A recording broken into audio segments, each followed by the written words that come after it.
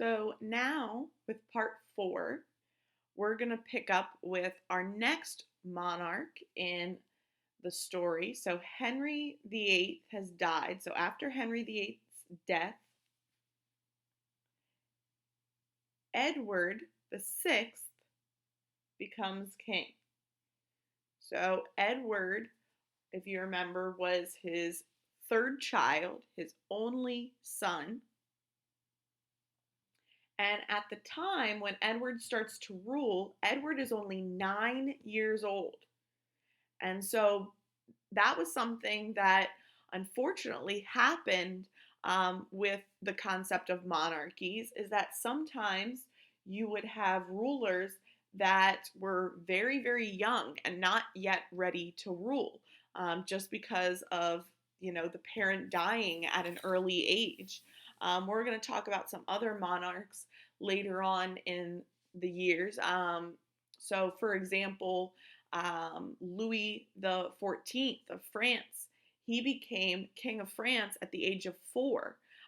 There was very famously a Chinese emperor, one of the last Chinese emperors that became emperor when he was only about 2, 3 months old. So it just happened from time to time that if the heir was still very young, the expectation was still that they were next in line for the throne.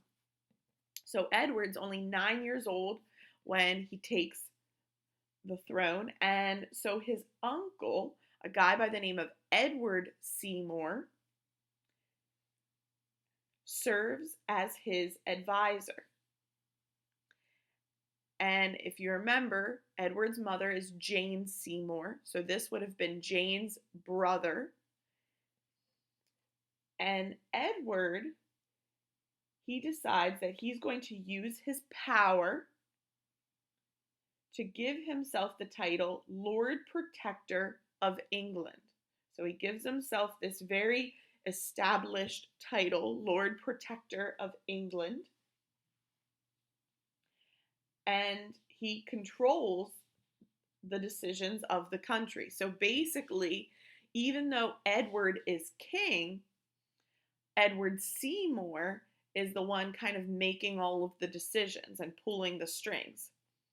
And so naturally, he's going to get very kind of egotistical because he looks at himself as basically the ruler of England in that time. Now, at that same time, Edward's other uncle, a guy by the name of Thomas Seymour, he's also trying to get part of this power. So he marries the former queen, Catherine Parr. If you remember, Catherine Parr was Henry VIII's sixth wife. So Thomas Seymour marries her so that way he can kind of wiggle his way into the royal court and have some kind of royal authority and power. So now both of the Seymour brothers have kind of found ways to kind of work their way into the court. Now, what's interesting is that Thomas is incredibly manipulative and tries to do anything he can to get closer to Edward. Edward as in King Edward. And there's a lot of interesting stories about some of the tactics and things that he did. One of the ones that's absolutely disgusting is that he supposedly was having a affair, if you want to call it that, with young Princess Elizabeth. And if you remember, Elizabeth would be Edward's half-sister. And Elizabeth at the time was only about 13 or 14 years old. And that Thomas would, at nighttime, kind of sneak into her bedroom.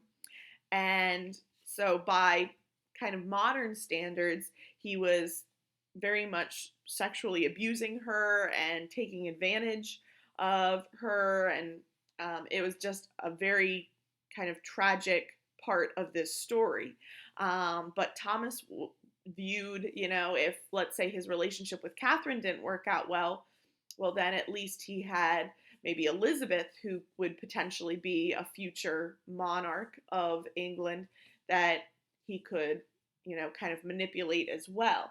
And with his nephew, Edward VI, there was a story that supposedly Thomas tried to sneak into Edward's bedroom at night and kidnap Edward.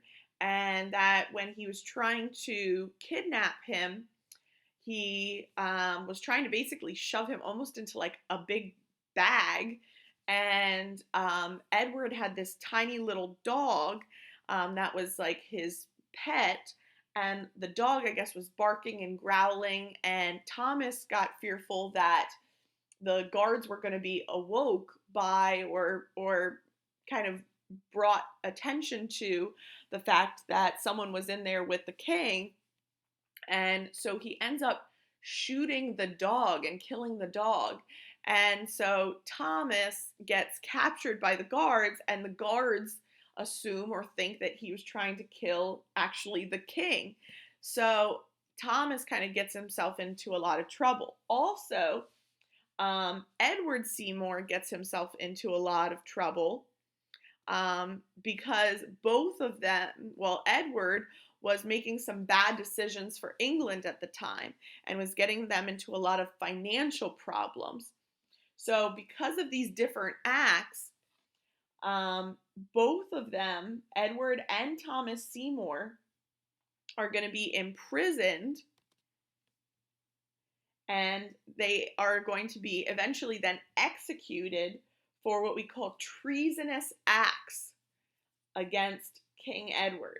So they're basically killed because they were going against the king and the people of England.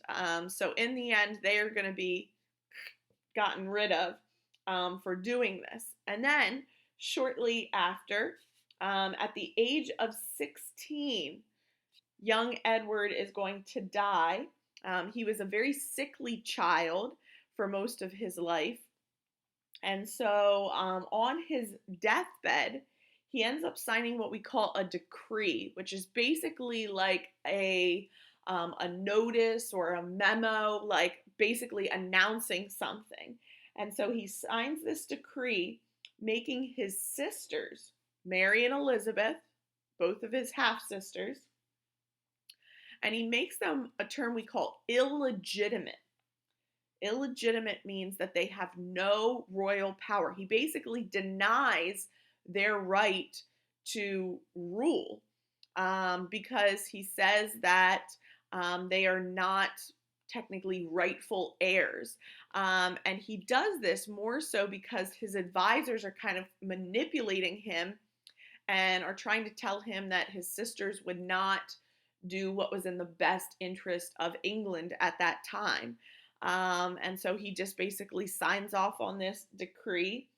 And then in his will, as kind of his final move, he makes a woman, instead of Mary Queen, named Lady Jane Grey. So Lady Jane Grey is going to become now the next Queen of England. And so that takes us to then part 5 of this story.